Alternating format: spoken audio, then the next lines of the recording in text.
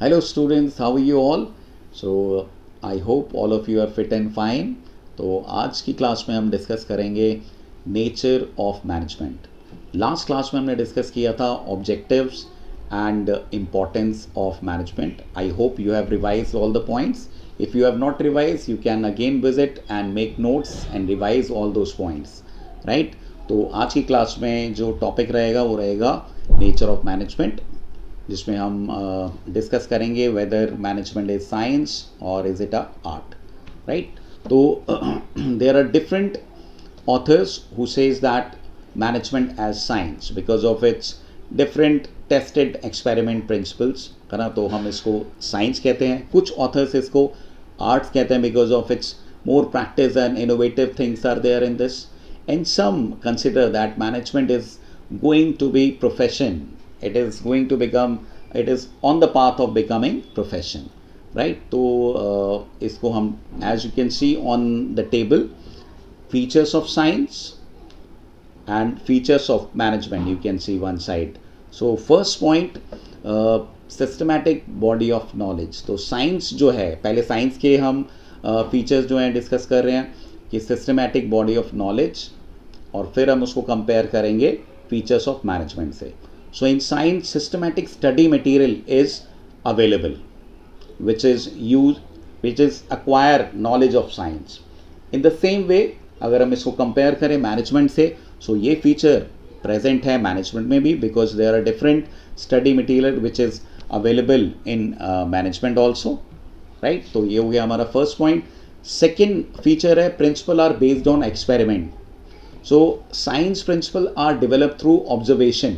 Science के principle जो होते हैं वो ऑब्जर्वेशन के बेस पर होते हैं, टेस्ट किए जाते हैं, एक्सपेरिमेंट्स होते हैं बहुत सारे.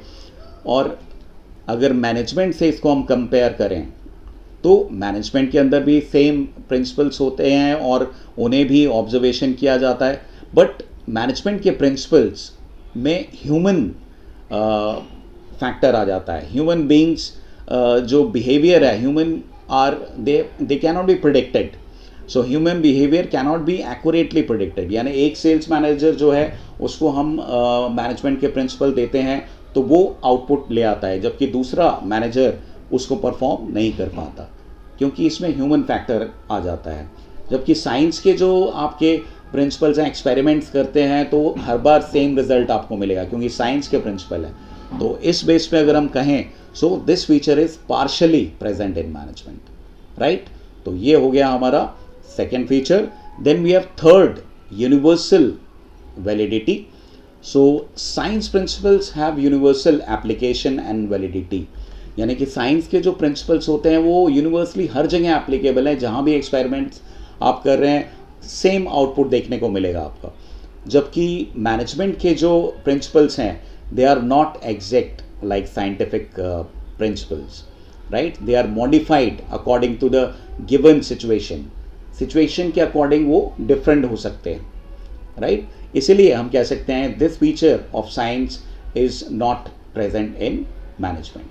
तो ये थे हमारे तीनों फीचर्स. अब इसके बेस पे हम कंक्लूड कर सकते हैं by comparing. We can see that the science with those of management, we can say that management cannot be considered as pure or perfect science like physics or chemistry, है ना. Physics और chemistry की तरह management जो है pure science नहीं है. It is a inexact science, और we can say soft science और social science we can say, right.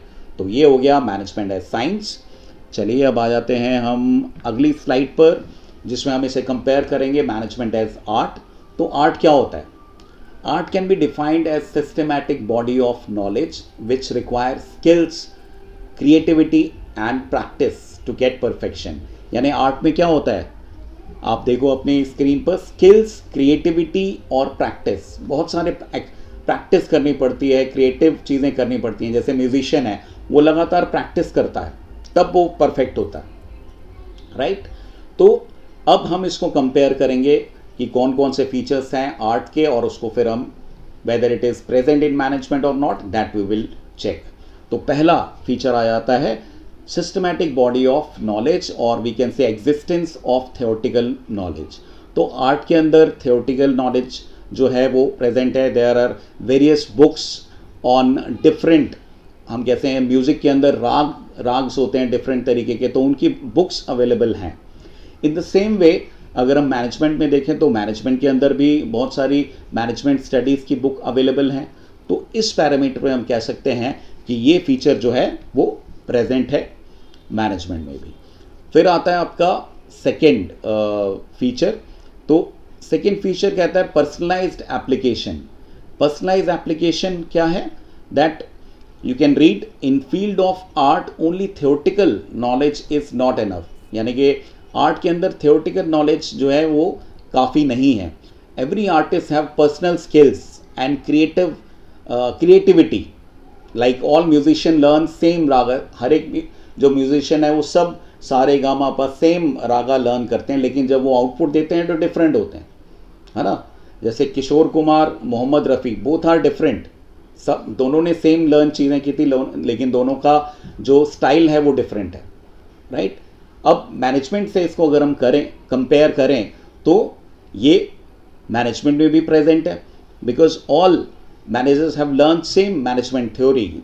सबने सेम मैनेजमेंट थ्योरी पढ़ी है, लेकिन जब एप्लीकेशन की बात आती है तो दो मैनेजर्स ने सेम प्रिंसिपल्स पढ़े हैं मैनेजमेंट के, लेकिन जो उनका आउटपुट है वो डिफरेंट तरीके से आता है. कोई किसी स्किल्स किसी दूसरी चीज़ में बेटर होती है तो कोई दूसरी स्किल्स में बेटर होता है. So both have different things, right. तो इस पैरामीटर पे हम कह सकते हैं कि ये प्रिंसिपल, ये जो फीचर है वो प्रेजेंट है मैनेजमेंट में भी, राइट. फिर आता है हमारा थर्ड और लास्ट फीचर इसका, based on practice and creativity. जो फीचर हैं आर्ट्स के, the artist require regular practice, है ना, of art to become more and fine and perfect. तो उसको रेगुलर प्रैक्टिस करनी पड़ती है. मैनेजमेंट में भी सेम चीज़ होती है.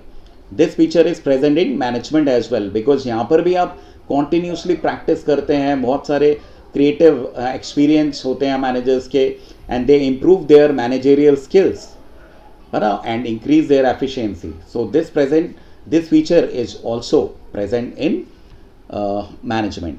तो इस बेसिस पे हम ये कंक्लूड कर सकते हैं कि management satisfy all the features of art. So management is the art of getting work done through the people, right. तो ये था हमारा comparison that management is art और साइंस, राइट. सो इसके ऊपर हमारी एक नेक्स्ट जो है स्लाइड पर आप देख सकते हैं केस स्टडी. तो इस केस स्टडी को हम गो थ्रू करते हैं. So read out on your screen. Ramanujan joined as IT firm as system analyst after completing his masters in computer science. As the nature of work demand, he has to work in very close coordination with all the departments. So उसको सभी department के साथ closely work करना पड़ता है, जो heads हैं जितने डिपार्टमेंट के.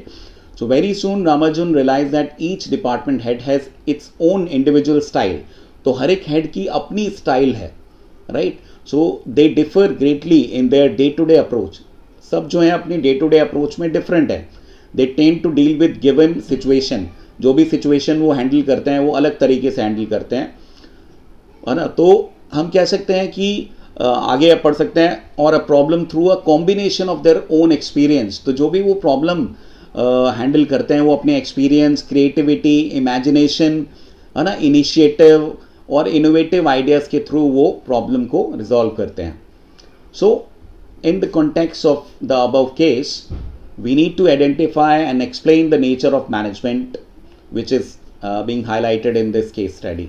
तो इसके बेस पर हम बता सकते हैं कि मैनेजमेंट इज, यहाँ पर हम किसकी बात कर रहे हैं, मैनेजमेंट एज साइंस और इज इट अ आर्ट. तो यस, लास्ट लाइन जो हमें बता रही है दैट इट इज़ ओन. जो डिफरेंट हेड्स हैं वो अपने अपने एक्सपीरियंस के बेस पे काम करते हैं. इनोवेटिव आइडियाज़ हैं, है ना, क्रिएटिविटी है. तो इस रिगार्ड में हम कह सकते हैं कि मैनेजमेंट इज आर्ट. तो we can identify in this case we are talking about management as art, right. So I hope you have understood that management, whether management is art or is it a science. So just go through with this in homework and revise all the topics related to this. और next class में हम next lecture में हम next points को cover करेंगे. Okay, see you in the next class. All the best.